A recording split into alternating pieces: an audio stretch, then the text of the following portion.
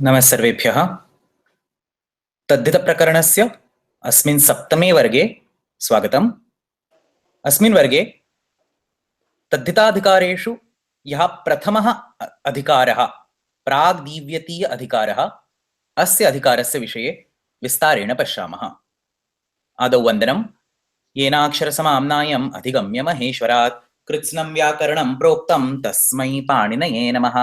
वाक्यकारं वररुचिं भाष्यकारं पतञ्जलिं पाणिनिं सूत्रकारं च प्रणतोऽस्मि मुनित्रयम्। किञ्चित् पुनरावर्तनं। तद्धितप्रयोगस्य सोपानत्रयम् अस्ति इति वयं प्रथमे वर्गे दृष्टवन्तः। तत्र आदौ अर्थज्ञापकसूत्राणाम् आधारेण अर्थस्य निर्णयः करणीयः, तदनन्तरं प्रत्ययस्य चयनं, तदनन्तरं तद्धितप्रक्रिया। एतेषु त्रिषु सोपानेषु तद्धितप्रक्रियायाः विषये पूर्वेषु वर्गेषु अस्माभिः विस्तारेण ज्ञानं प्राप्तम्। तद्धितप्रक्रियायाः प्रारम्भः प्रकृतिः प्लस् प्रत्ययः अनेन भवति, अन्ते तद्धितान्तशब्दस्य निर्माणं भवति। अस्याः प्रक्रियायाः प्रारम्भे प्रकृतिप्रत्यययोः दृश्यरूपे परिवर्तनं भवति इति वयं पश्यामः। तदनन्तरम् अङ्गकार्यं, सन्धिकार्यं तथा त्रिपादिकार्यम् एतानि कार्याणि अपि भवन्ति। दृश्यरूपस्य विषये वयं प्रत्ययस्य इत्संज्ञालोपः भवति इति अपठामः, तथा च आवश्यकं चेत् प्रत्ययस्य आदेशः भवति इति अपि अपश्यामः। इत्संज्ञालोपार्थं 14 वर्णाः अस्माभिः पठिताः।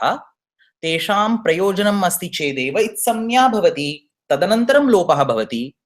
केवलं सूत्रस्य आधारेण इत्संज्ञा भवितुम् अर्हति इति चिन्तयित्वा इत्संज्ञा न करणीया इति अपि अस्माभिः तस्मिन् वर्गे विस्तारेण दृष्टम्। प्रत्ययस्य के आदेशाः सन्ति, तस्य कानि कानि सूत्राणि सन्ति, युवोरनाकौ आयनेयिनीया फडखच्छगां प्रत्ययादीनां ठस्येकः इसुसुप्तान्तात् कः, एतानि सर्वाणि सूत्राणि तथा तेषां विस्तारेण अर्थाः अपि वयम् अपश्यामः। पूर्वस्मिन् वर्गे अङ्गकार्यस्य विषये वयं विस्तारेण अपठामः। तत्र प्रारम्भे आदिवर्णकार्यम् इत्युक्ते णित् नो चेत् नित् नो चेत् कित् प्रत्यये परे अङ्गस्य आदिवर्णस्य वृद्धिः भवति। वृद्धिः इत्युक्ते अकारस्य आकारः, इकार एकार ऐकार एतेषां सर्वेषाम् ऐ तथा उकार उकार ओकार एतेषां सर्वेषाम् औ इति वृद्धि, अस्य वृद्धिपरिवर्तनं वृद्धि आदेशः इति अभिधानं भवति। तदनन्तरं वयं टी कार्यं किमस्ति इति अपि अपश्यामः। तत्र डित् प्रत्यये परे नो चेत् अङ्गं नकारान्तम् अस्ति, भसंज्ञकम् अस्ति चेत् टी संज्ञकस्य लोपः भवति। एतदपि अस्माभिः अपठ्यत। अन्ते अस्माभिः त्रीणि अन्तिमवर्णकार्याणि अपि दृष्टानि। उवर्णान्त भसंज्ञकम् अङ्गम् अस्ति चेत् उकारस्य गुणः भवति।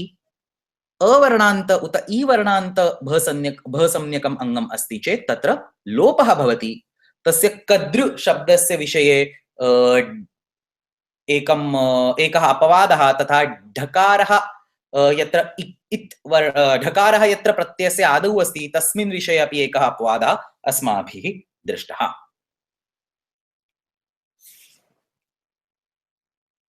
पूर्वस्मिन् एकस्मिन् वर्गे तद्धितप्रकरणे समर्थाधिकारः चतुर्थाध्यायस्य प्रथमपादस्य 82तमात् सूत्रात् आरभते इति अपि अस्माभिः दृष्टम्। समर्थानां प्रथमात् वा इति अयं समर्थाधिकारः। अस्य समर्थाधिकारस्य कः अर्थः? समर्थानाम् इति निर्धारणषष्ठी अस्ति इति वयं दृष्टवन्तः। तत्र सामर्थ्यम् अस्ति चेदेव तद्धितप्रत्ययाः विधीयन्ते। सामर्थ्यम् इत्युक्ते परस्पर अन्वयः नो चेत् परस्परसम्बन्धः। परस्परसम्बन्धः अस्ति चेदेव तद्धितप्रत्ययाः भवन्ति। तत्र सामर्थ्यस्य प्रकारद्वयमस्ति, तेषु व्यपेक्षा अस्य अत्र प्रयोजनं न, परन्तु एकार्थी भावः अस्य आवश्यकता तद्धित अधिकारे तद्धित प्रक्रियायाम् अस्ति इति अपि वयं विस्तारेण अपठाम। अन्यः एकः महत्त्वपूर्णः बिन्दुः अस्माभिः दृष्टः, तद्धित प्रत्ययाः सुबन्तेभ्यः एव विधीयन्ते, यतः केवलं सुबन्तशब्दाः एव समर्थाः सन्ति। अतः तद्धित प्रत्ययाः प्रातिपदिकेभ्यः न विधीयन्ते, सुबन्तेभ्यः विधीयन्ते इति अपि वयं दृष्टवन्तः। अग्रे सन्धिकार्यात् अनन्तरं तद्धित प्रत्ययस्य योजनं भवति, एतदपि अस्माभिः ज्ञातम्। प्रथमात् इत्यस्य कः अर्थः? अर्थज्ञापकेषु सूत्रेषु ये सर्वे समर्थाः सन्ति तेषु यः प्रथमः तेन निर्दिष्टात् पदात् अनन्तरं तद्धित प्रत्ययः भवति। अतः तस्य अपत्यम् इत्यत्र प्रथमः समर्थः अस्ति तस्य, अतः उपगोः अपत्यं वदामश्चेत् अपि उपगोः इत्यस्मादेव अणप्रत्ययः भवति, अपत्यम् उपगोः वदामश्चेदपि उपगोः इत्यस्मादेव अणप्रत्ययः भवति। अत्र एकः विशेषः ज्ञातव्यः, यदा वयं वदामः अर्थज्ञापके सूत्रे समर्थेषु यः प्रथमः, तदा तत्र अनुवृत्त्याः अपि चिन्तनम् आवश्यकम्। बहुत्र किं भवति, अर्थज्ञापके सूत्रे यः कस्मिंश्चित् सूत्रे यः प्रथमः शब्दः अस्ति सः अग्रिमसूत्रे अपि अनुवृत्तिरूपेण आगच्छति। एवं भवति चेत् अग्रिमसूत्रे अपि सः प्रथमः एव अभिधानं स्वीकरोति, प्रथम इति एव अभिधानं स्वीकरोति। So if there is a word which comes as a first in a particular sutra and it goes as an anuvritti in the next sutra, then in that next sutra also it will still be called the prathama. So even if it is not visibly prathama in the sutra that you see in the Ashtadhyayi, you have to consider the anuvrittis and then decide which is the prathama of all the samarthas. So we will be talking about these examples maybe in today's and later classes. तदनन्तरं समर्थानां प्रथमात् वा इत्यस्मिन् वा इति यः शब्दः, तस्य अर्थः वयम् अपश्यामः। तत्र तद्धित प्रत्यययोजनं विवक्षाम् अपेक्षते, इत्युक्ते इच्छामश्चेत् कर्तुं शक्यते, न इच्छामश्चेत् तादृशमपि वाक्यप्रयोगः भवितुम् अर्हति इति अपि अस्माभिः विस्तारेण दृष्टम्। So there were a couple of questions that I received over email again. So let's take these questions first, and then we will go to the material of today's class. So the first question that I got was, समर्थानां प्रथमात् वा इत्यत्र निर्दिष्टस्य वा इत्यस्य अनुवृत्तिः कुत्र समाप्यते? So probably one or the other book probably mentions that samarthanam prathamat and va, all of them end at 5.2. So he wanted to like confirm where does va end. So the point to understand is this. As I mentioned in one of the previous classes, samarthanam tatha prathamat etayoho dvayoho padayoho anuvrittihi panchamadhyayasya dvitiya padasya samapti paryantam asti. Va इत्यस्य अनुवृत्तिः तु सम्पूर्णस्य तद्धिताधिकारस्य समाप्ति पर्यन्तम् अस्ति. So 4.182 where the samarthanam prathamat va sutra starts, from that up to 5.4.160. So till the entire end of Taddhita Prakaranam there is an anuvritti of va. Now how do we prove this, or how do we know that what we are talking is correct? We have to refer to the commentaries. So if you look at the commentary of 531, which is immediately the next sutra of 52140. So this 52140 is the place where samarthanam and prathamat end. So if you look at the commentary of 531, what Kashika says, samarthadhikaraha prathama grahanam cha pratiyogyapekshatvat na upayujyate iti nivrittam. So he says samartha and prathama nivrutta is their adhikara ends. Va vachanam tu vartate eva, but va continues. So he explicitly says va continues. Kaumudi also says this, samarthanamiti prathamaditi cha nivrittam. va iti tu anuvartate eva. So both of these books are explicitly clear that va continues till the end. I mean, they are not saying till the end, but that's what we interpret. Till the end of the Taddhita. Now, having said that, this is also one point that I mentioned in one of the previous classes, and I want to repeat that this anuvritti of va is not as regular in the remaining two padas as it is seen in the previous 6 padas. So after the anuvritti of samarthanam and prathamat ends, the last 2 padas, in that there is a set of pratyayas called swarthika pratyayas. So we will be talking about them in the due course. For those swarthika pratyayas, this va, adhikara of va or anuvritti of va does not really count. अतः पंचमाध्यायस्य तृतीय पादे तथा पंचमाध्यायस्य चतुर्थ पादे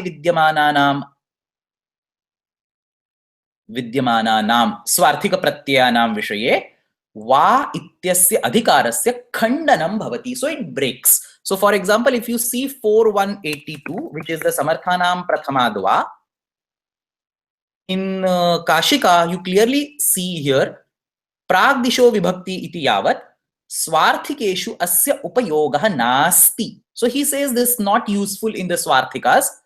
Vikalpah api tatra anavasthitah.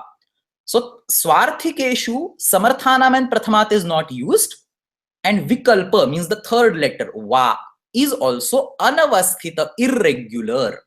So samarthanam and prathamat, both of them end, and this vikalpa is irregular. So that's the answer to the first question, that samarthanam tatha prathamat etayoho anuvritti panchamadhyayasya dvitiya padasya samapti paryantam asti, तथा वा इत्यस्य अनुवृत्ति तु पंचमाध्यायस्य चतुर्थ पादस्य समाप्ति पर्यन्तं दृश्यते. The second question that was asked over email is that what is the exact sutra? So this is the sutra that we studied in one of the previous classes, and the question was, how do you write this sutra exactly? It is nityadar nityam or nityadar nityam? And in that class I mentioned that this is the sutra nityadar nityam, and I told that it happens by shutva, which is absolutely wrong. There is no shutva that can convert a nakara to the nakara.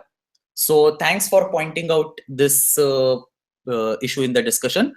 So the question, coming back to the question, is this correct, nityadar nityam, which we saw the other class, or is this correct? So the point is that it's very simple. Nit plus nit becomes nyat. That's how Acharya has written it. Acharya has not done any shutva, nothing over here, and therefore this nityadar nityam, which I tried to somehow justify in that class, is absolutely wrong, and nityadar nityam is the correct way of writing the sutra. So the resource from which I took this had a typing mistake.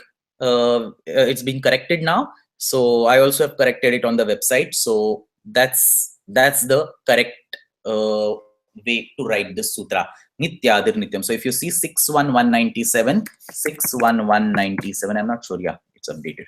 So nityadar nityam, this is the sutra. Okay, this sutra says that when there is a nit and a nit pratyaya, the adiswara becomes udatta. So this is what we had seen when we were talking about the prayojana of samyaka varnas. The third question that was asked was, प्रकृतेः प्रथमवर्णः अंगसंज्ञायाः भागः अस्ति वा, प्रत्ययस्य प्रथमवर्णः अपि अस्ति वा? So in one of the previous classes, when I was talking about angasamnya, the statement that I used was that प्रकृतेः प्रथमवर्णात् आरभ्य प्रत्ययस्य प्रथमवर्णं यावत् मध्ये यत् किमपि अस्ति तस्य अंगसंज्ञा भवति.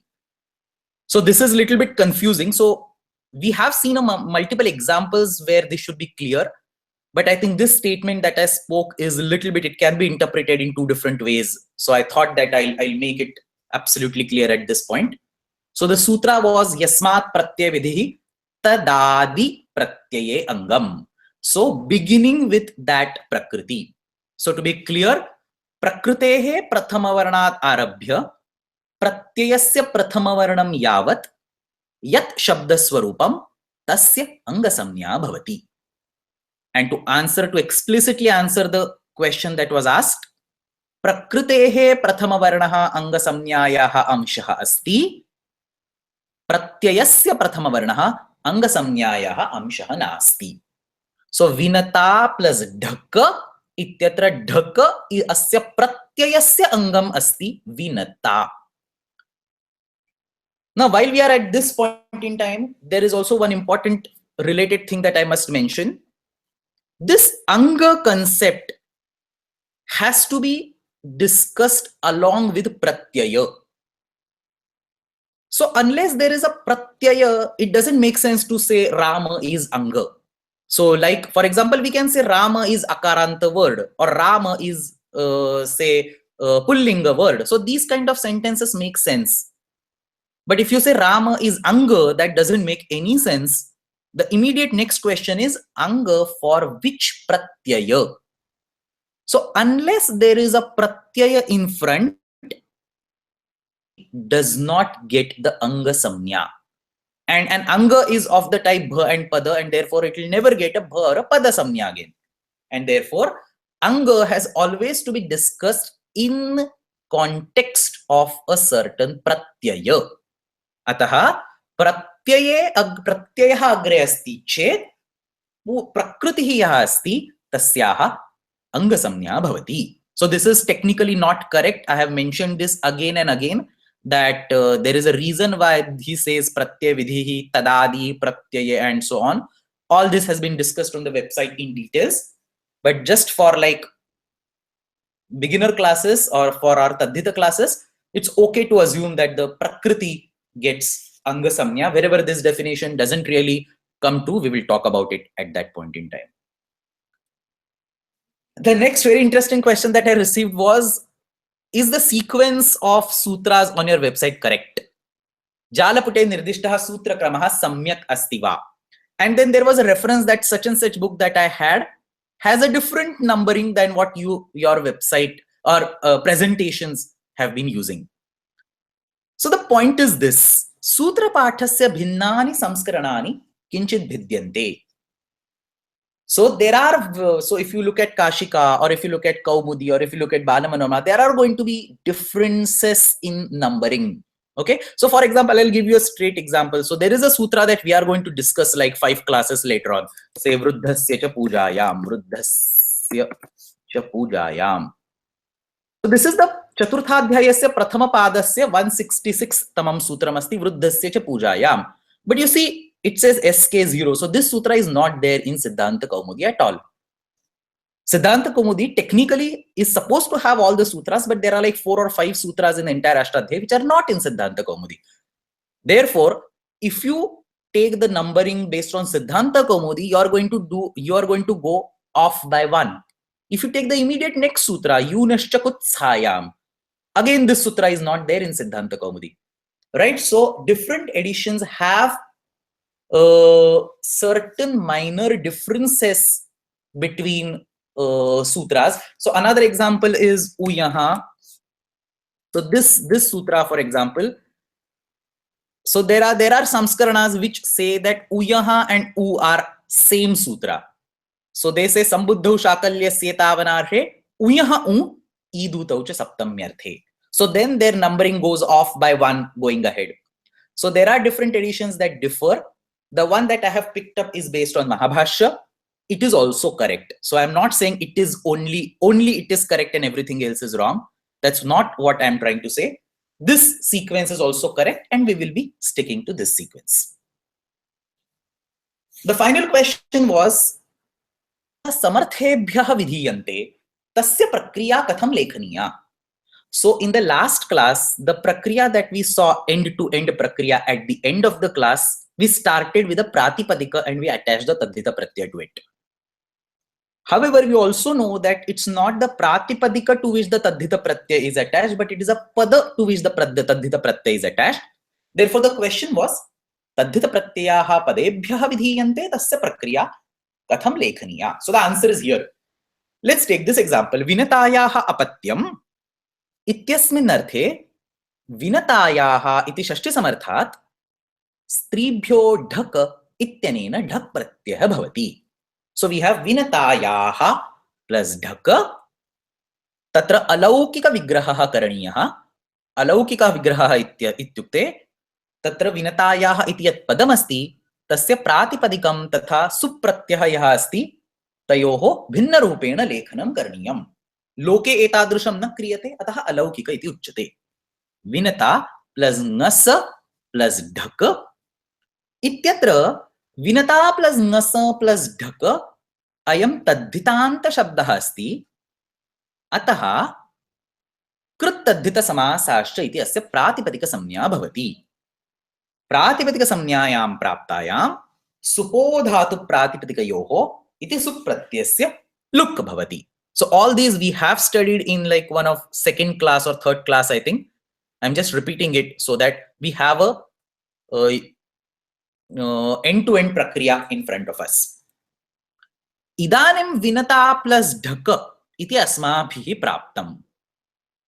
So if you take any samartha and if you attach any pratyaya to it, these initial steps are common. So you have the samartha, you break it up, do an alaukika vigraha, call the entire thing as a pratipadika, and then get rid of the sup pratyaya. So this whole thing is common. So we will not repeat it. We'll just ignore it in all the prakriyas going ahead. But the point to remember is that this is the first portion that has to be executed. Then you get vinata plus dhaka, and then the remaining prakriya happens, and then you get final word mainateya. So it's samnya lopa, pratyaya desha, adi vruddhi, antima varna lopa, all these fit here, which we saw in the last class. And this initial part is something that has to be executed beginning of every prakriya. So I think these were the 5 questions that were asked on the email. If anybody has any additional questions, feel free to ask. We can include them in the next classes. अग्रे तद्धित प्रकरणस्य विभाजनं कथं कृतमस्ति एतदपि अस्माभिः पूर्वस्मिन् वर्गे दृष्टं. तस्मिन् विषये पुनरेकवारं चिन्तयामः. तद्धित प्रकरणे समर्थाधिकारस्य प्रारम्भः भवति चतुर्थाध्यायस्य प्रथमपादस्य 200तमे सूत्रे. तत्र 4183 इत्यतः आरभ्य 54160 इति यावत् यानि कानि सूत्राणि सन्ति तेषां 12 वर्गाः कृताः सन्ति. So this is what we have seen long back, that there is this Taddhita Prakaranam 12 vargaha link. We have seen this document by going to all the tabs. So there is Prag Divyatiya Sutras, Prag Vahatiya Sutras, Prag Ghitiya Sutras, and so on. There are 12 of these classes. Tatra Arambhikaha Panchavargaha Mahotsargaha Namna Jnayante iti api asmabhihi drishtam. Prag Divyatiya Mahotsargaha, Prag Vahatiya Mahotsargaha, Prag Hitiya Mahotsargaha, Prakritiya Mahotsargaha, तथा प्राक्वतीय महोत्सर्गः. एतेषां सर्वेषां महोत्सर्गः इति किमर्थं नाम दत्तमस्ति? महा plus Utsarg is equal to महोत्सर्ग. So each of them have an utsarga pratyaya. So the first sutra of each of these groups, if you say Prag Divyatiya Sutrani, the first sutra of that group gives a default pratyaya. So ana in this case for all the arthas that are belonging to this group. So Prag Divyatiya Sutras contains 44 arthas as we studied long back. So artha 1, 2, 3, all these arthas are shown in the yellow background on this sheet. In all these 44 arthas, for all the pratipadiks, there is a default ana pratyaya which has to be used. And then, as an apavada to the ana pratyaya, each artha will have its own apavadas. So, for example, if you take, say, tasya samuhaha, so tasya samuhaha ityasmin arthe सर्वेभ्यः प्रातिपदिकेभ्यः अण प्रत्ययः विधीयते परंतु तत्र केचन अपवादाः सन्ति. So केदाराद यय च. So for kedara word you get a yay instead of ana. Or for example keshashwabhyam you get a yay and a ch. For the pashadigana you get ya as an apavada to ana. So after every Arthadnyapaka Sutra, till you reach to the next Arthadnyapaka Sutra, you have the apavadas of the Autsargika Pratyaya for that Arthadnyapaka Sutra. So that's about Pragdivyati Adhikara. Similarly, for Pragvahati Adhikara, there are 36 arthas and the Autsargika Pratyaya is Thaka. For Praghitiya, Autsargika Pratyaya is Yata. For Prakritiya, Autsargika Pratyaya is Cha. And for Pragvatiya, Autsargika Pratyaya is Thai. Ataha etesham panchavarganam pancha Autsargika Pratyayaha santi. Ataha etesham nama Mahotsargaha iti dattamasti. The rest 7 groups are not really done by Acharya Panini, they are done in Kaumudi. So these rest 7 groups are slightly less organized. So it will have its own Upaprakaranam also. So this Nyaas Adhikara Prakaranam is composed of Vatyarthaka Prakaranam and Bhavakarmartha Prakaranam and so on. So we will be going through these 12 groups one by one. In today's class, we are going to start with this Pragdivyatiya group. So till now, we have studied the Taddhita Prakriya. We are now equipped with Taddhita Prakriya completely. So given any Pratipadik and given any Pratyaya, how the joining happens, we have all the machinery with us. Now for all whatever 40-45 classes are remaining, for all these classes, we will be going over this entire sheet, 12 groups. We will be studying each Arthadnyapaka Sutra and the Apavadas for it. And we'll be seeing some examples. So there are 281 Taddhita Pratyayas spanning across more than 1000 sutras. It is not possible for us to cover all the sutras. I'll try to cover at least 50%, 60% of these. All the Arthadnyapaka Sutras we will definitely cover. Some of the Apavadas are like very extreme corner cases, which we will ignore. Some of them are only found in Vedic literature. We will ignore those. But most of the Apavadas also we will cover. So at least that's the plan going ahead. So we are going to start with the Arthadnyapaka Sutras of Pragdivyati Adhikara. Ataha Pragdivyati Adhikarasya Samrachana idanim vayam drishtavantaha prarambhe autsargika rupena anapratyaya vidhanam tadanantaram pratyekasmat arthat anantaram tasmin arthe vihitaha anapratyasya apavadaha प्रथम अर्थात पूर्वम सर्वेषु अर्थेषु विहिताः अणप्रत्ययस्य अपवादाः. So here at the beginning of before the first artha, whatever you see over here, this section are the apavadas which are associated with all 44 of the arthas. So we will be discussing about them after we see all the 44 arthas, because unless we see all the arthas, it doesn't make sense to talk about apavadas for them. So in today's class, we are going to start with these, the first artha, second artha, and so on as the time permits. Ataha asya adhikarasya pramukham sutram pragdivyatah ana pragdivyati artheshu ana pratyayah autsargika rupena bhavati. So for all 44 arthas, unless there is an apavada mentioned, go ahead and use ana pratyaya. Is what this sutra says. Anapratyaya pare kimanga karyam bhavati tadapi idanim vayam janimaha nit pratyah asti ataha taddhiteshva chamadehe iti adivruddhihi angam bhasamyakam bhavati ataha yasyeti cha iti akara lopaha. So try remembering sutras as much as you can, but you should definitely remember the steps of the prakriya. So the first artha 4192 tasyapatyam. So that's here. Tasyapatyam. Pragdivyati artha 1. Kaha arthasya sutrasya? Tasya apatyam asmin arthe shashti samarthat pratipadikat yatha vihitah pratyah bhavati. So tasya apatyam. Why we say shashti samarthat? Because the first word of this sutra is a shashti vibhakti. So we have studied this term, Shashti Samartha, Tritiya Samartha, Panchami Samartha. All these terms we have seen what do they mean in one of the previous classes. So Shashti Samarthat Pratipadikat Apatya अपत्यम अस्मिन् अर्थे यथा विहिता प्रत्ययः भवति. So what is apatyam?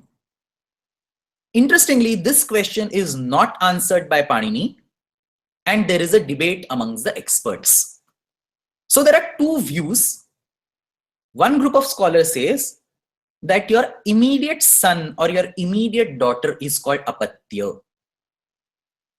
The other group of scholars says that anybody in your generation, any of your offspring, so maybe your immediate son or daughter, maybe their son, daughter, and so on, anybody going in the generation ahead will be called apatya. So if you resort to the first group, then we can say Dasharathasya apatyam Ramaha, Ramasya apatyam Lavaha. If you resort to the second group, we can say Dasharathasya apatyam Ramaha, Ramasya apatyam Lavaha, Dasharathasya apatyam Lavaha. So depending on which group you decide to go to, somebody might be an apatya of somebody and might not be.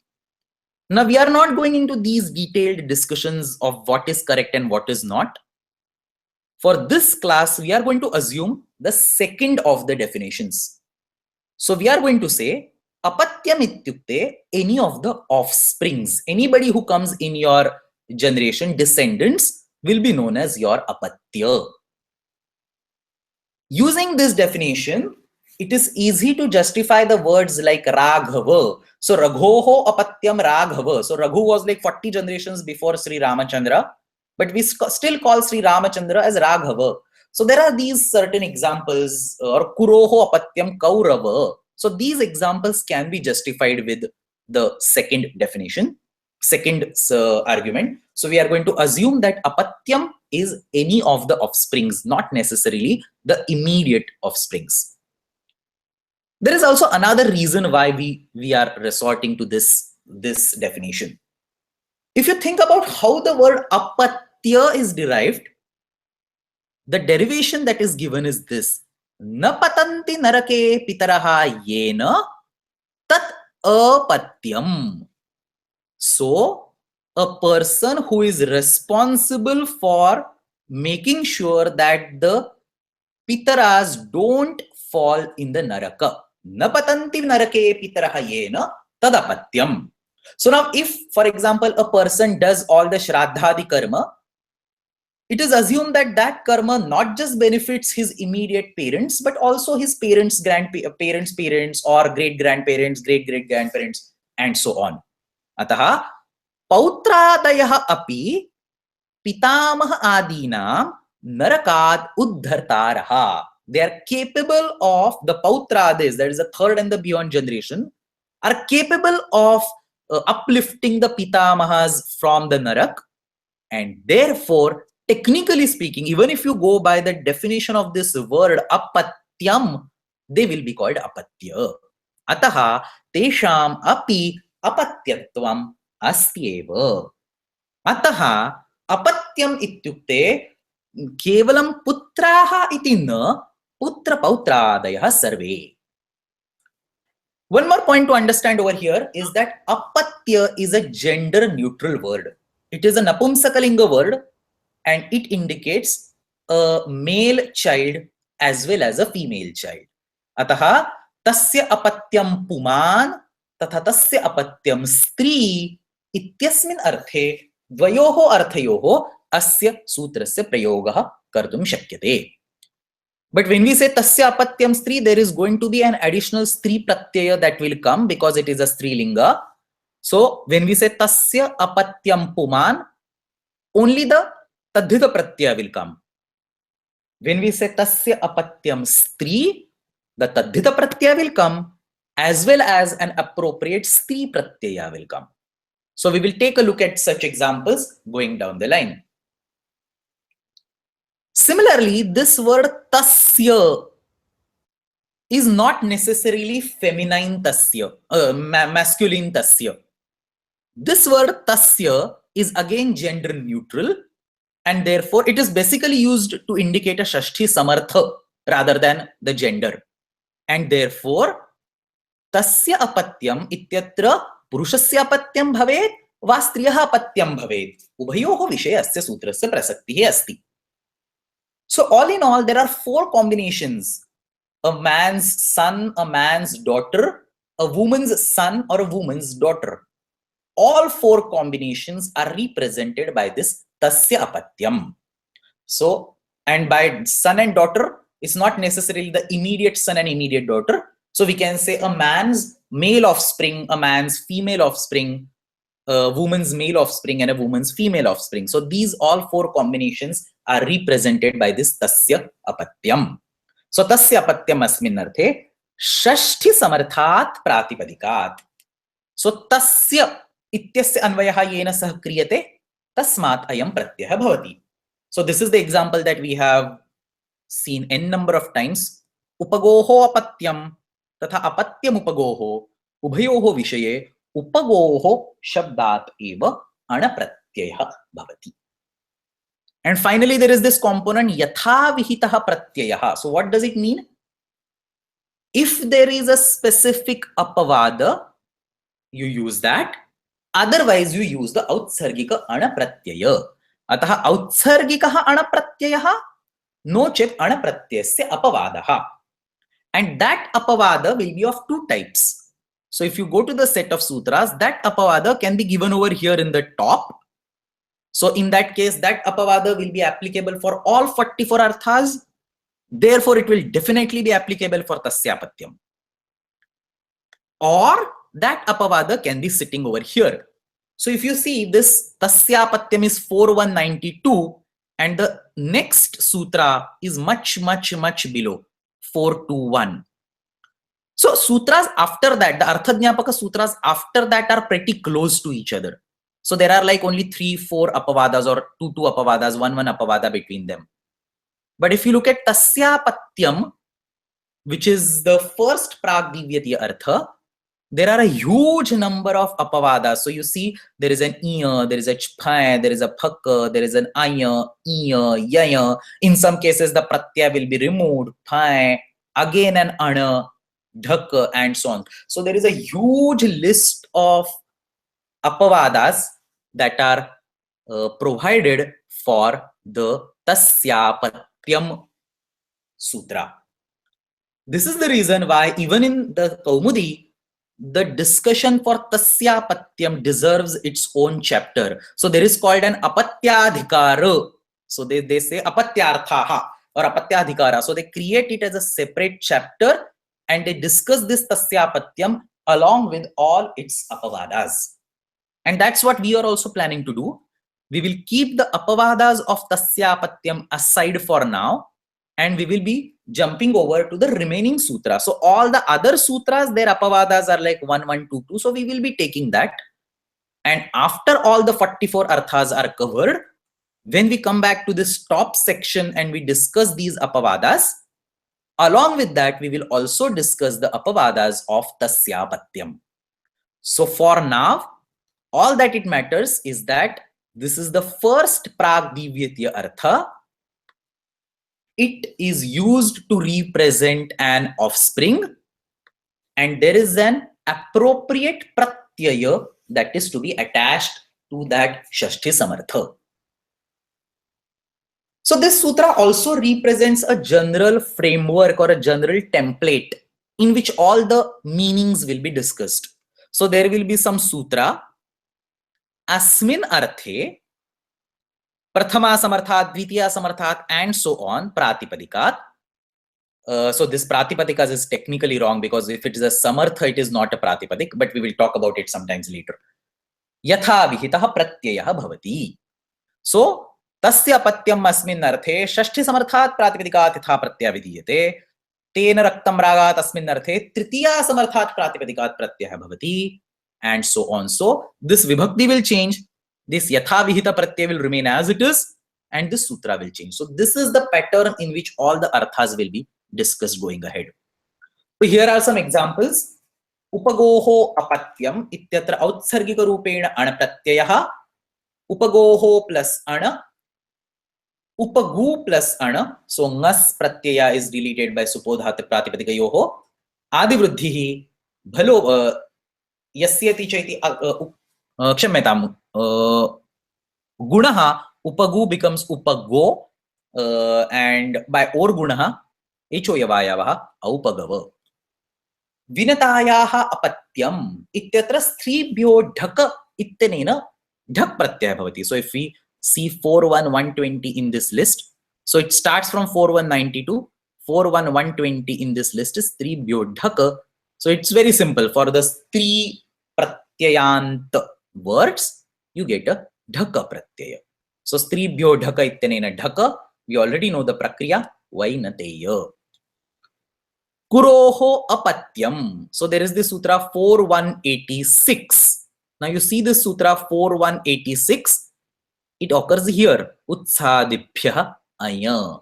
So by this sutra, the ay pratyaya is given in all the 44 arthas as an apavada to ana. And therefore for tasyapatyam also that apavada exists.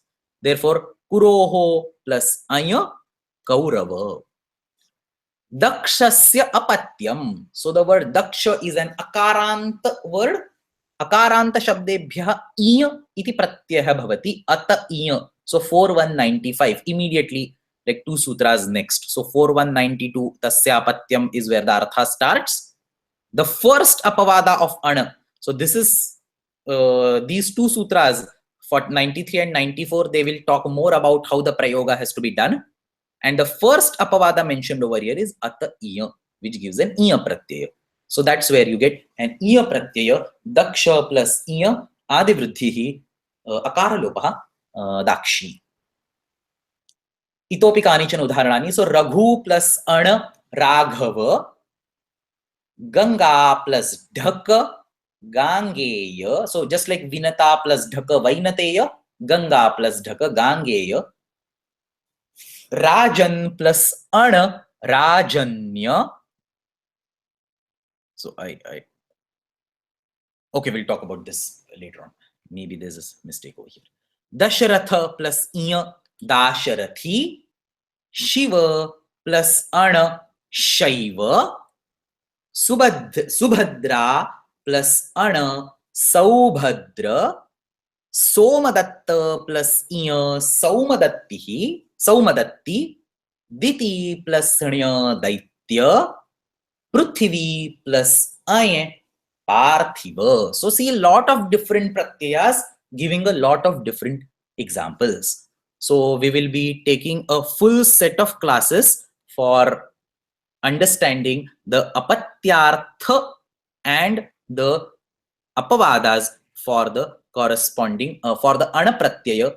And this huge list of apavadas is actually not very simple. So there are apavadas and there are apavadas over apavadas, and in some cases the original anapratyaya comes as an additional apavada and so on. So that's not pretty easy to be covered like this. So we will be taking a few dedicated classes for that.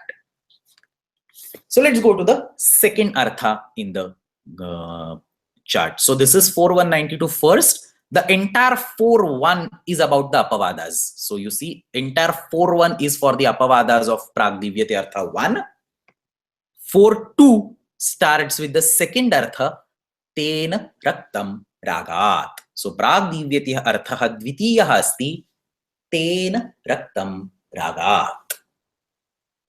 Tritiya Samarthat, Raga Visheshavachinah Shabdat, Raktam asmin arthe yatha vihitah pratyayah vidhiyate. Kaha arthaha? Tritiya samartha. Now this should be rather pretty clear. Tena iti tritiyanta shabda asti. So tritiya samartha. So whenever we have a sentence, we have to pick up a word that is in the tritiya vibhakti, and that's the one to which we are going to attach the ana or an appropriate pratyaya. So what is this raga vishesha vachinaha?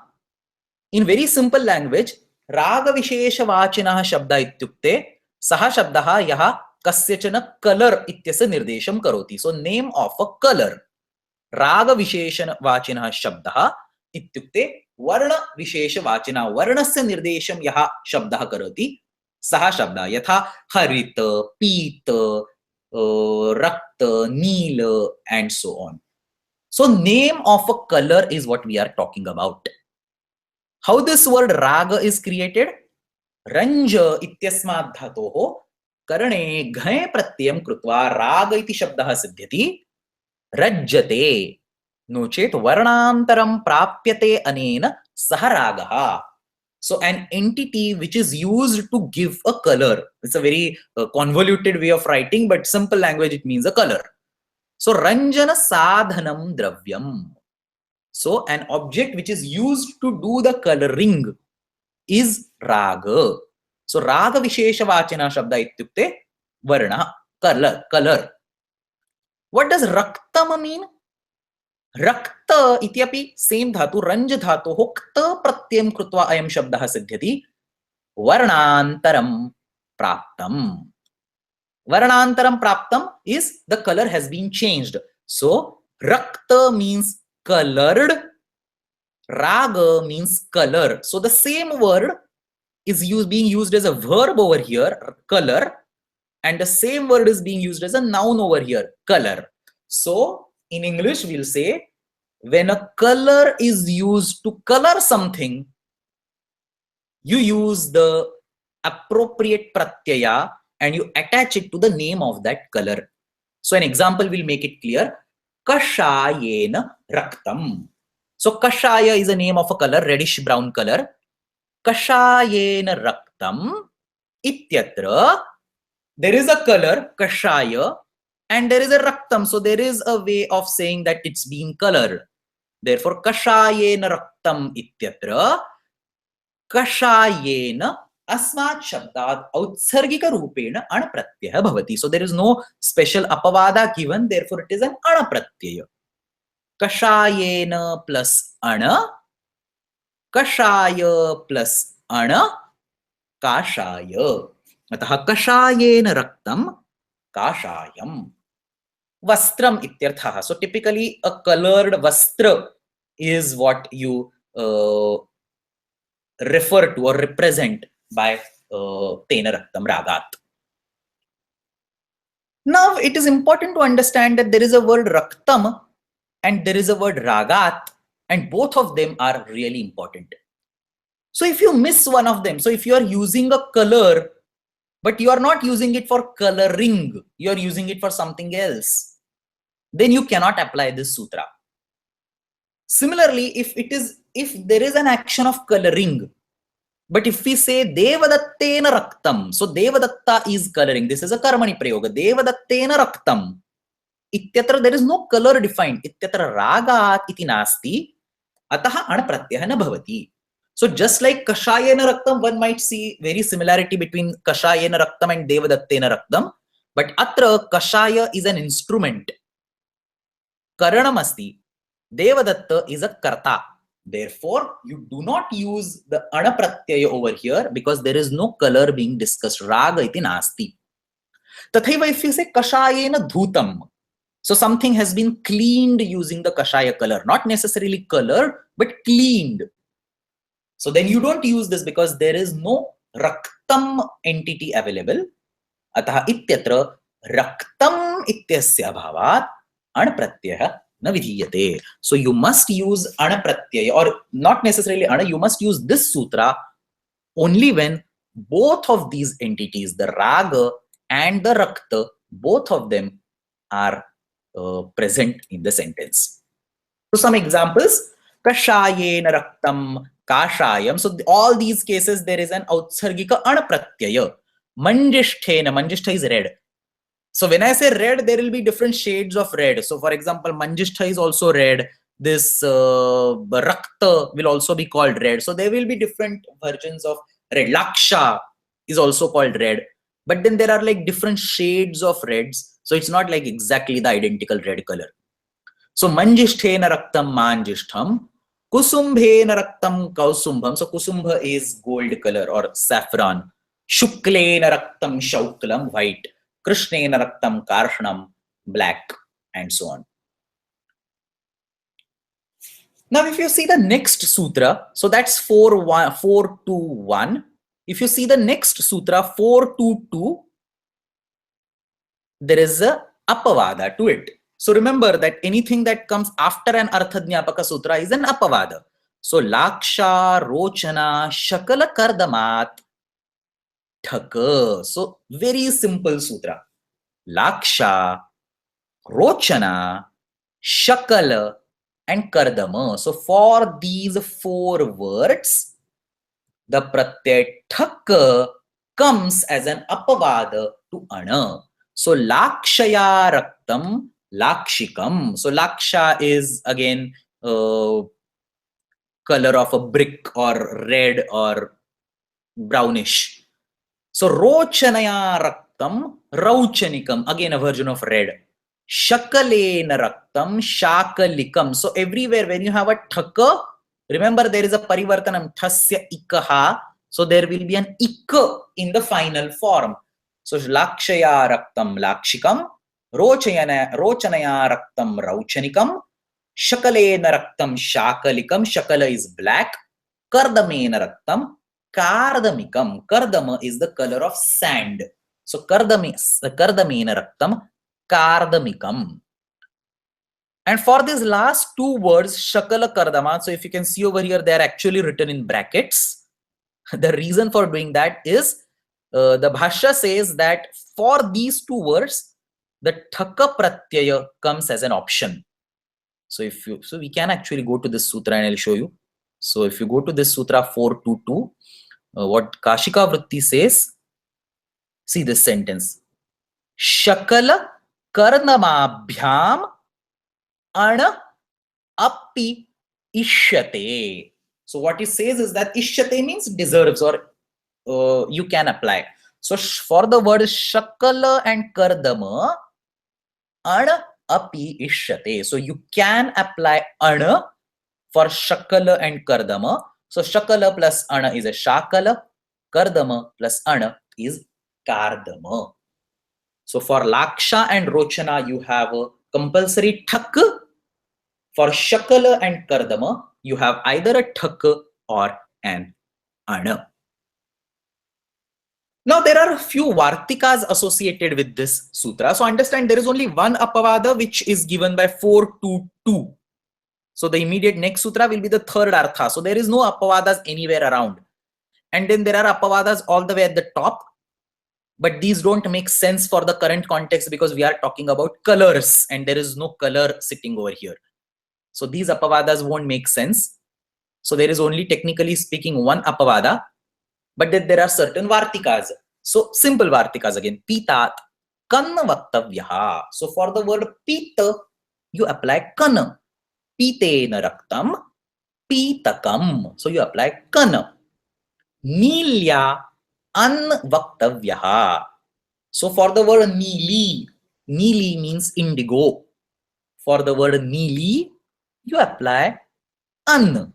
Nilya raktam, neelam. So neeli plus an ikarasya lopaha bhavati. Neel yasyati cha neel plus an Neela. Nakarasya itsamnya lopaha. So Neela. So Neelya raktam vastram Neelam. And the third vartika is Haridra Maharajanabhyam Ay Vaktavyaha. So sutra looks, the vartika looks big, but it's very simple. Haridra. Haridra means turmeric. Yellow color of turmeric is called Haridra. So here the word Haridra is not used in the sense of turmeric, it is used in the sense of color of turmeric. And Maharajana. So Maharajana is saffron color. So Haridra Maharajanabhyam Ay Vaktavyaha. So Haridraya Raktam Haridram. So Ay, so there is an Adivruddhi. Maharajanena Raktam Maharajanam. So Haridraya Raktam Haridram Maharajanena Raktam Maharajanena Raktam Maharajanam. So there's a ha missing, I think.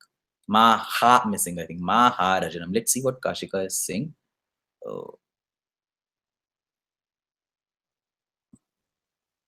Maharajanam. So there is a typo over here. Here Maharajanam.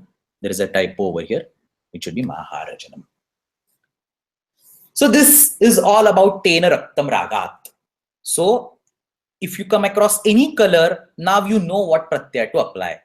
The default Kashaya, Manjishta, Kusuma. So whatever is the default pratyaya ana is applicable for most of the colors, but for Laksha and Rochana, again Laksha is red, Rochana is also red. Thakka is used. Lakshika and Rauchanika are the forms. For Shakala and Kardama, you have an optional Thakka and an optional Ana. Shakala is black and Kardama is color of sand. So you have Thakka or Ana, any of them can be used. Pita is yellow, you have Kana. Neeli is indigo, you have Anna. And Haridra, which is the color, the yellow color of turmeric, and Maharajana, which is saffron, you have Aya. So that's all about the Tena Raktam Ragat and Tasya Apavadaha. So there is only one Apavada, Tena Raktam Ragat, and a couple of Vartikas. Now at this point in time, I want to take a little bit digression. So all this prakriya or all the words that we are generating, this is all actually theory. And unless we see these words being implemented in the Sahitya, this prakriya or this theoretical construction of words is kind of useless. I mean, we say Vyakaranasya pramukham prayojanam kimasti shishta prayoganam anvakhyanam. So there are some shishta prayogas in the Sahitya, in the literature, and we want to justify them. So that's the reason why we have created all these sutras. So just randomly saying Kashayena Raktam Kashayam or Kusumbena Raktam Kausumbam and all that doesn't really have that power unless we see these words being used in the literature. And therefore, throughout this course, wherever possible, whenever we have a new word generated, we will be seeing, taking a look in brief, where in the literature, in which aspect is this word used. So it's not like we are going to enumerate everything. There'll be millions and thousands and millions of applications of these words. It's just we want to pick up one or two as some sample examples to understand how the poets, how the authors have used these words. So the first example that I have quoted over here is from this Nataka called Malavikagni Mitram. So Malavikagni Mitram iti Kalidasasya rachana asti. So I'm sure everybody knows Kalidasa. Kalidasa is undoubtedly the most brilliant poet ever. So there is actually a shloka that describes the Mahati of Kalidasa. Some of you might know it. So it says, Pura kavinam ganana prasange kanishthika adhishtita Kalidasaha adyapi tattulya kavera bhavat anamika sarthavati babhuva. So what the shloka says is that there were some pandits who decided to count the really smart or intelligent poets. So they started using their fingers of their hand for counting. And just like the way we say 1, 2, 3, 4, 5, they started with their karanguli, the little finger. And the first name that came to their mouth was undoubtedly Kalidasa. So they attributed the karanguli or the first finger, or first in the sense on the last finger counting from the reverse, to Kalidasa. Now they went to the second finger and the name of that finger is Anamika. And surprisingly, they could not find a poet who is as powerful, as diverse as Kalidasa, so that he can be counted along with Kalidasa. So once you have counted Kalidasa, you cannot count any simple poets. You have to count somebody who is of that power. And they could not find anybody. And thus, the name of that second finger, Anamika, it actually became Sartha, is what the shloka says.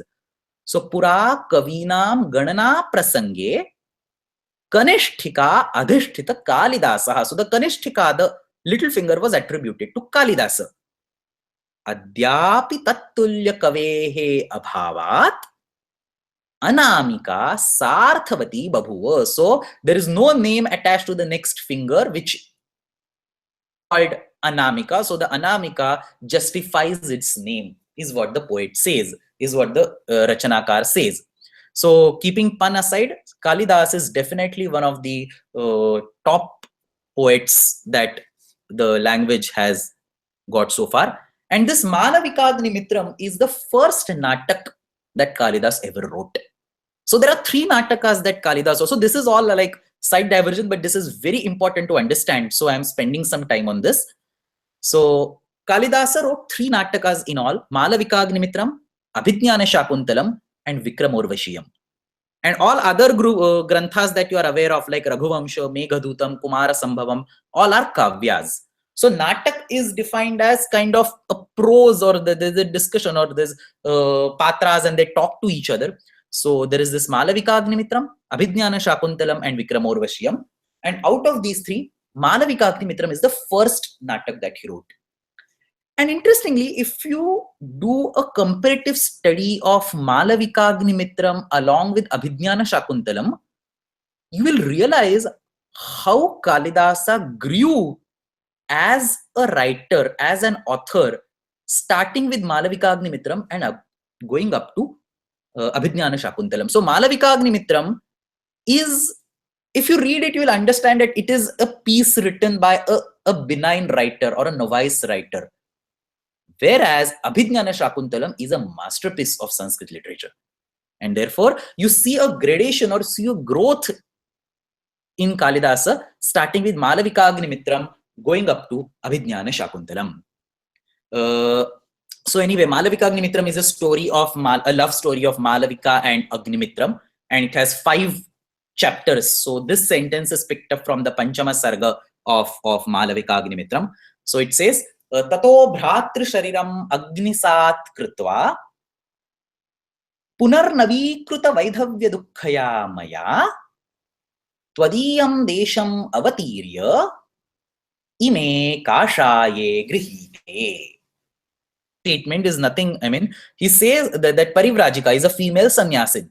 She says that I entered your country and I took these kashaya colored vastras, which is what she refers over here by kashaye. So I offered the body of my brother to the Agni, and the pain of being a widow, punarnavikruta, so it became fresh again, and then I came to your country. I took these sannyasi vastras, is what she's saying. So tato bhratri shariram agnisat krutva punarnavikruta vaidhavya dukkhaya maya twadiyam desham avatirya ime kashaye grihite. So the word kashaya is generated by tena raktam ragat kashayena raktam autsargika rupena anapratyasya prayogam krutva kashaya iti rupam siddhyati. The second example is from Kiratarjuniyam. So Kiratarjuniya is written by this poet or author called as Bharavi.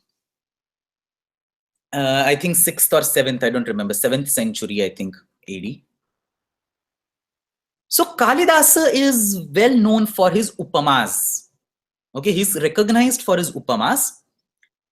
On the other hand, Bharavi is appreciated for his ability to express a deep and an intense meaning in very few words. Okay, so that's what we call Artha Gaurava. So even in small words, ability to express a huge and a deep meaning, Artha Gaurava. So there is this sukti which says, Upama Kalidasasya Bharave Artha Gauravam. So Kalidasa is famous for his Upama and Bharavi is famous for his Artha Gaurava. So we will see in this, and it's evident from this shloka how deep meaning is there in the way he expresses. So this Kiratarjuniya is actually something called as a Mahakavya. So in Sanskrit, there are 6 Mahakavyas in total. Raghuvamsham, Kumara Sambhavam. So both of them are by Kalidasa.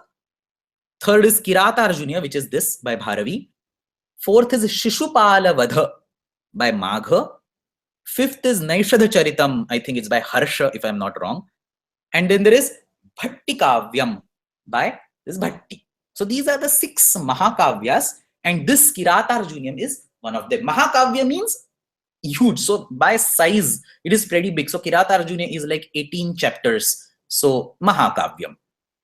Arjuniya is actually a fight or interaction between Arjuna and Kirata, which is nothing but Shiva in disguise. So the whole natak, this kavya revolves around the fact that Shiva, the Indra, told Arjuna to do the tapascharya of Shiva to get some astras.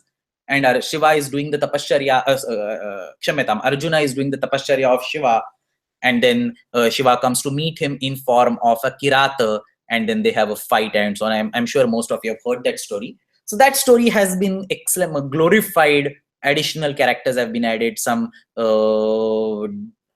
kavyatmaka form is given to it in this nataka called, in this Granth, Mahakavya called Kiratarjuniya. So this, whatever is written over here, Matangon Mathita Saroja Renupingam Manjishtam Vasanam Nivambu Nirbabhase. So Saptama Sargasya Shattrimshatitama Shlokaha. Actually, Ardha Shlokaha, the entire shloka is 4 stanzas, so 4 lines. So Akiranam Balarajasa Ghanarunena Prakshobhaihi Sapati Tarangitam Tateshu Matangon Mathita Saroja Renupingam Manjishtam Vasanam Iva Ambu Nirbabhase. So this is this word manjishtha, manjishtena raktam, manjishtham. That's where the tena raktam raga ittenena anapratyasya prayoga bhavati. Manjishtha is red. So we'll see the meaning and then you'll realize how deep meaning is over here. So ambu is water. Nirbabhase ityukte, it appears like, so it is ni plus bhasa ityasya lit lakarasya prathama purusha ekvachanam asti. So bhasa means to glow and ni plus bhasa means to appear like, to feel like, or to seem like. So ambu manjishtham vasanam iva nirbabhase. So he's saying that the water in that pond or in the sarovara is looking like a big red cloth. Manjishtham is Manjishtena Raktam Manjishtham, so colored with the red color. That's a Visheshana for Vasana. Manjishtena Vasanam Iva, Manjishtena Raktam, Manjishtham Vasanam Iva Ambu Nirbabhase. So the water in the Sarovara, the water in the river is looking like a big red cloth. Now, why is given in the first line? Matangon Mathita Saroja Renupinga. Matanga is elephant. These elephants, they are doing the krida in the sarovara. They are jumping, they are throwing water, they are playing with each other in the sarovara. And in this sarovara, there are a lot of red lotus flowers. So this saroja means lotus. So there are a lot of lotus flowers, and because of these plays of these elephants, obviously these lotus flowers are disturbed, they are agitated, they are shaken. And because of this agitation, because of these shaking, the pollens, so Renu is the pollens. So the red colored pollens from this flower are spread across the entire river, across the entire sarovar, and the sarovar is, because of those pollens, the sarovar looks like a big red cloth. So see how deep meaning has been embedded in just these 2 lines. Matanga unmathita. Matangena, nochet matangaihi unmathitam renupingam. So matangaihi unmathitanam sarojanam renuphihi pingam. Pingam is color. Renuphihi pingam ambu manjishtham vasanam iva nirbabhase. So this is the Anvaya. Matangaihi unmathitanam sarojanam renubhihi pingam ambu manjishtham vasanam iva nirbabhase. So this water looks like a big red cloth due to the pollen spread on this water from the lotus flower, because the lotus flowers are being shaken by elephants who are playing in the river. That's the whole meaning of this entire shloka.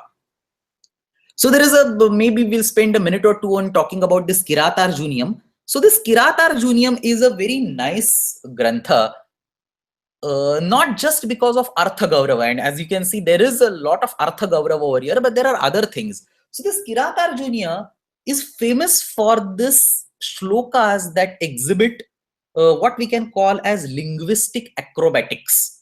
So there will be shlokas that are like palindromic in nature, or there will be shlokas like where one stanza is a palindrome of other, or there will be shlokas where like if you read the same shloka in the reverse way, a totally different meaning gets generated, which also fits in the storyline. Or there will be shlokas where a single letter has been used throughout the shloka, or just two letters in one in each stanza, one in another stanza, and so on. So that's what we call linguistic acrobatics. So you'll see a lot of examples of this, such acrobatics in this Kirata-Arjuniam. So how imagine how difficult it is. So first of all, it is difficult to compose a poetic form with all the chandas and all that. So all these Mahakavyas, they are called Mahakavyas because they fit a particular chanda precisely. So composing a poem in a particular chanda, that's number one. Putting a deep meaning inside it, so Artha Gaurava, that's number two. And these linguistic acrobatics, so you can call it a Shabda Gaurava.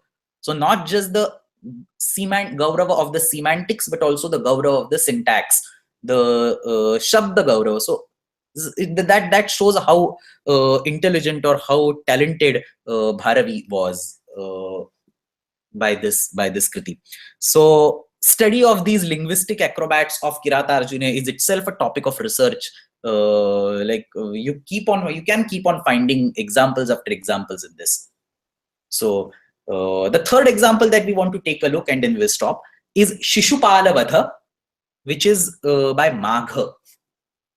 So this, I mean, Shishupala Vadha is also yet another grantha where you see lots and lots of linguistic acrobatics. So whatever I just mentioned for Kirata-Arjuniam, like palindromic stanzas or stanzas made up of like single letter, or stanzas which read in the reverse way generate a totally different meaning, and so on.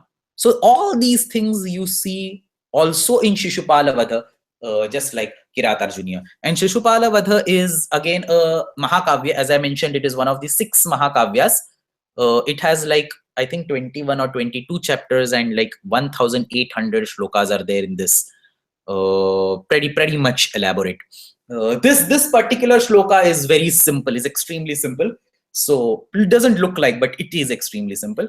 So Shrungani Druta Kanako Jwalani Gandha Kausumbham Prutukuchukumbha Sangivasaha Mardvikam Priyatama Sannidhanam Asan Jalakeli Sadhanani.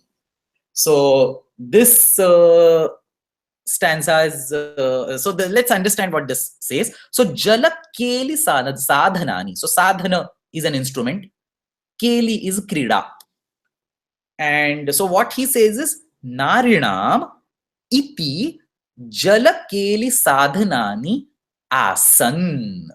So he says 1, 2, 3, 4, 5, 6. These were the instruments with which the ladies played in the water. So Narinam iti means he is going to list. He has listed it in the previous line. Narinam 1, 2, 3, 4, 5, 6 etani sarvani Jalakeli sadhanani, and then just lists one of them. So Shrungani. So Shrunga is an instrument that's played in water. I think it's used for timekeeping. So Shrungani. Kanako Jwalani. So that has been painted. The instrument has been painted with gold. Gandhaha. So scents.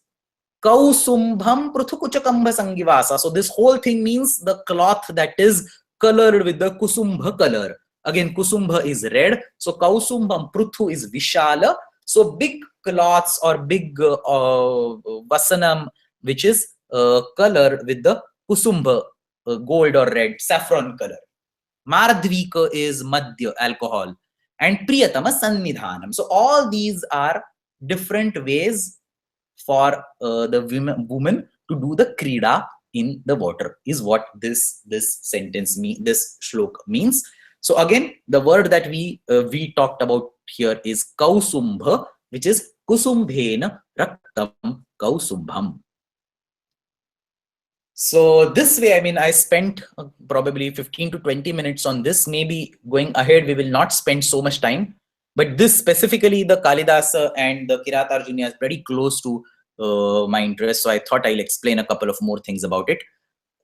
So Going ahead, wherever possible, we will take a sutra, we will understand the sutra, the meaning of the sutra, and we will see where it is applied in the Sahitya. Because unless we see that, unless we see it being applied, it's only a theoretical knowledge which is of limited value. So, by the way, this doesn't mean that this is the only occurrence of the word kashaya in the entire Sanskrit literature. That's definitely not what I meant to say. This is just one of the million examples that I picked up over here. So I think there are a couple more slides, but we are running out of time. So we will stop here today. Tomorrow again at the same time there will be class, and we will talk about remaining arthas in the tomorrow's class. So as usual, if you have any questions, feel free to send me over email. Ashtadhyayi जगन्माता यस्य चित्तात् समुत्थिता वेदानाम् उपकाराय तस्मै पाणिनये नमः. शब्द ब्रह्म समाराध्य कृतवान्यो विलक्षणम् सर्वाश्चर्यमिदं शास्त्रं तस्मै पाणिनये नमः. येन धौता गिरः पुंसां विमलैः शब्दवारिभिः तमश्चाज्ञानजं भिन्नं तस्मै पाणिनये नमः. धन्यवादः.